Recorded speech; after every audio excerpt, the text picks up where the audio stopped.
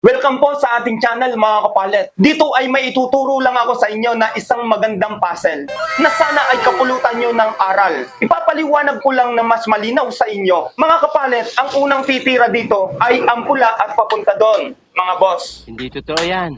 Wala pang dama at ang bilang 2, 4, 6, 7. At ang itim naman mga kapalit, ang bilang 2, 4, 6, 7. At walang dibalde dito. Ang itim papunta dito mga boss kapalit. What? Sa isang banda mga boss, may senaryo lang tayong bibigyan ng diin. Dito dapat lagi nating isaisip ang bawat tira ng paglalaro ng dama.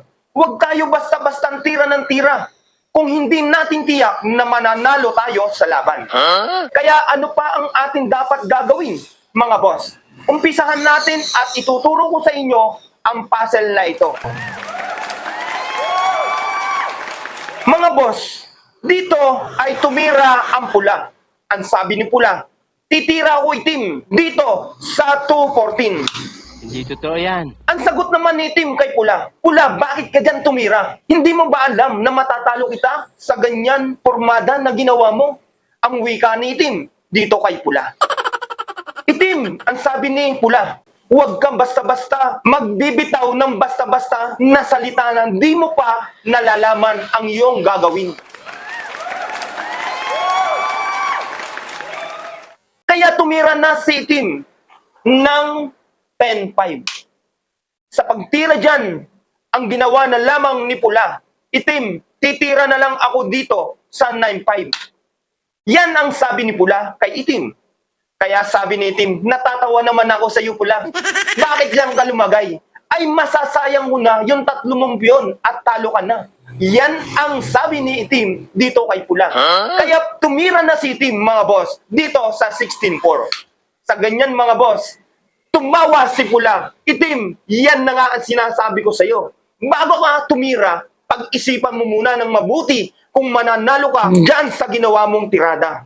Kaya naman mga boss kapalit, tumira na si pula ng 15-15. At mangyayari na nga ang sinabi ni pula dito kay itim na dapat tiyakin mo muna ang iyong pagtira.